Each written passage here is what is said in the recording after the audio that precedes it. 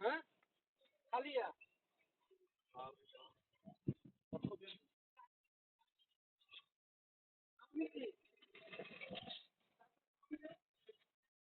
আরবি ভাষা শিক্ষার ক্লাস চলতেছে। তাহলে এবার ভাই পাইতাছ না বিআইরে কি কয় মফি কিছুক্ষণ আগে তামিল ভাষা শিখাইছে।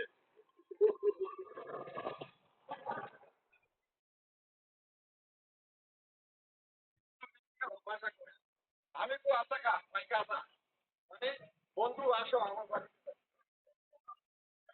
আজকাল ইয়ার ভাই দাওয়াত দিয়া লাইতে গো শুনলাম নিজের বাসায় চলতে নাই। আমি তো আশা কা পাইকা আসা আবার তো ভাষণ করে দিতে যাবে।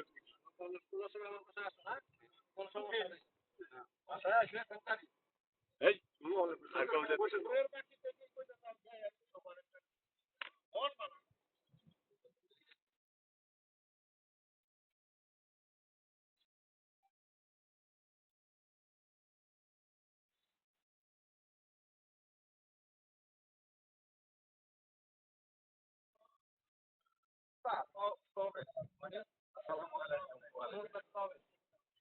সমস্যা তবে মানে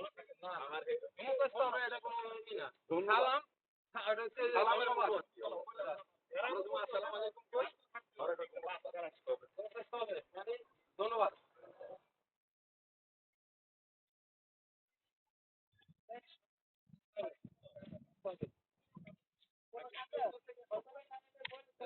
আর সবচেয়ে বেশি কাজ সেটা হচ্ছে ফজরের নামাজ পড়া। সবচেয়ে বড় কাজ হচ্ছে ফজরের নামাজ। নামাজ না পড়া এটা সবচেয়ে বড় ইচ্ছা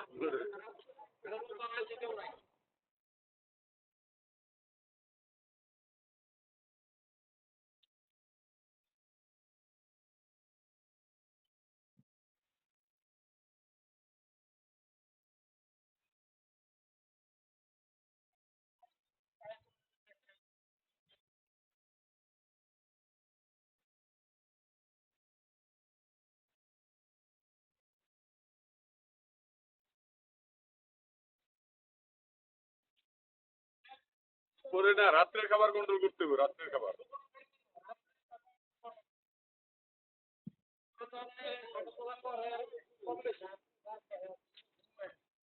এই তো সমস্যাটা তো নই।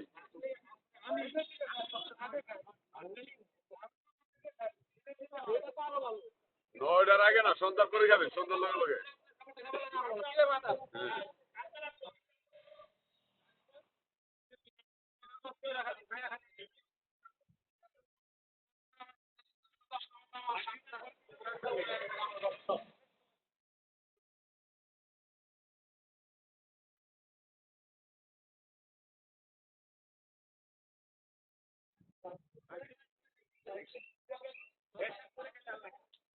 বয় থাকবো আবার খিদা লাগবে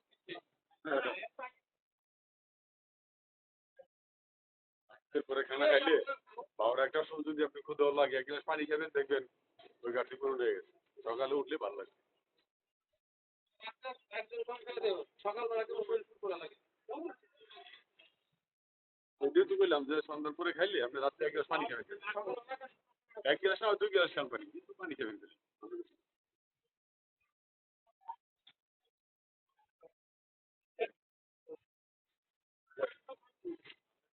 লাগলে একটু বিস্কিট খান, হালকা কিছু খান।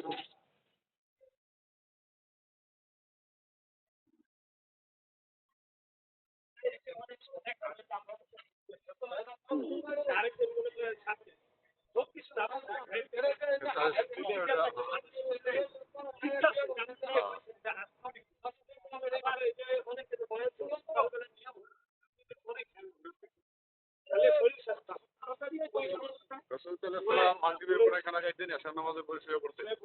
কারণ তাহাজ্জুদের নামাজ পড়তে উঠা আবার ফজরের নামাজ পড়তে, তার মানে এশার নামাজের পরে শুয়ে পড়তে যেত। এবং ঘুমের পবিত্র সময় হয়েছে রাত 10টা থেকে 3টা পর্যন্ত। এই সময়টুকু হচ্ছে আপনার ঘুমের একান্ত সময়। আমরা ঘুমাই 3টার পরে তাহলে আমরা শরীর সুস্থ থাকবো কেমনে? রাত হইলো লাস্ট কই সামনের রাত 10 পরে বুকেও নাই আমকেও নাই